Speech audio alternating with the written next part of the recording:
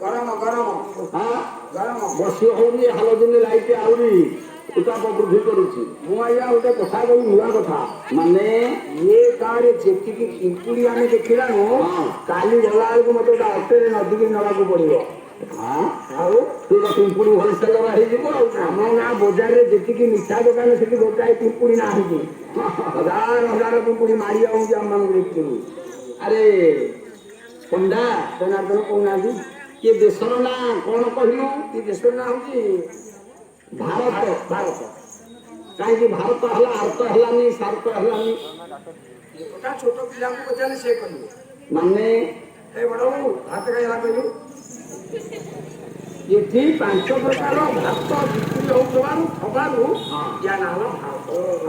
ଭାତ 5 ପ୍ରକାର। ଭାତ 5 ପ୍ରକାର। ଆରେ ମା ମାନଙ୍କୁ ପଚାର, ଭାତ 2 ପ୍ରକାର, ଗୋଟେ ଉଷୁନା ଗୋଟେ ଅରୁଆ। କୋଉ ମାଆକୁ ପଚାରିବି? ଛୁଆ ମାଆକୁ ପଚାରିବି ନା ବଡ ମାଆକୁ ପଚାରିବି? କାହାକୁ କହୁଛ? ଭାତ 5 ପ୍ରକାର ଦେଖି ତା ନାଁ କଣ କହିଲୁ? ଗୋଟେ ହଉଛି ଉଷୁନା, ଗୋଟିଏ ହେଲା ଅରୁଆ, ତୃତୀୟ ପାଇଁ ଗୋଟାଏ ହଉଛି କାନିକା।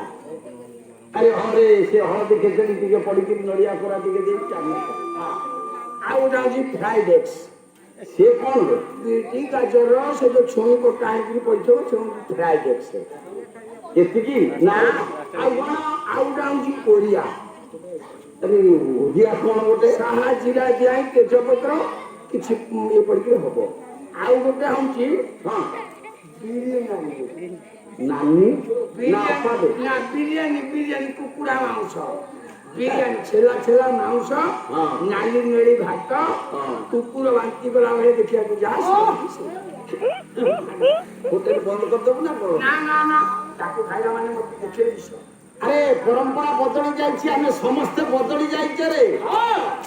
ଆଜିକି 50 ବର୍ଷ ତଳେ ଜଣ ପାଣି ଠିଆ କରିଦେଲେ ସେ ଏବ ଯୁଗ ଆରବ ଯୁଗକୁ ଚିହ୍ନି ପାରିବନି।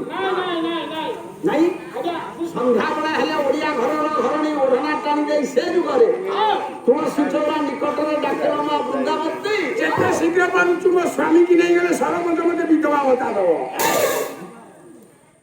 ସ୍ୱାମୀକି ନେଇଗଲେ ସରପଞ୍ଚ ବିଧବା ଭତ୍ତା ଦବ। ମୋ ସ୍ତ୍ରୀ ଦିନକୁ 3 ଥର ମୁଣ୍ଡିଆ ମାରିକି କହୁଛି ପାଲା ବେଳେ ଯାଉଛି ତ କେବେ ଗାଡି ଧକାଇ ନା ମତେ ସରପଞ୍ଚ ଭତ୍ତା ଦିଅନ୍ତା।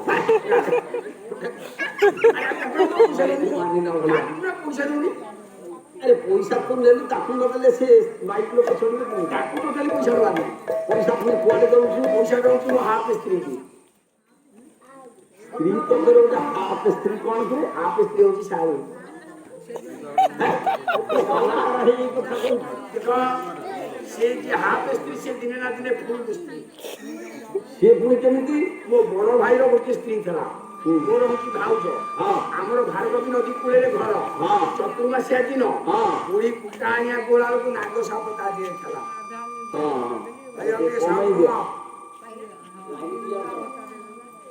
ସାପ କାମୁଡୁଛି, ସେଇଠି ଚଳିକିରି ପଇଲା।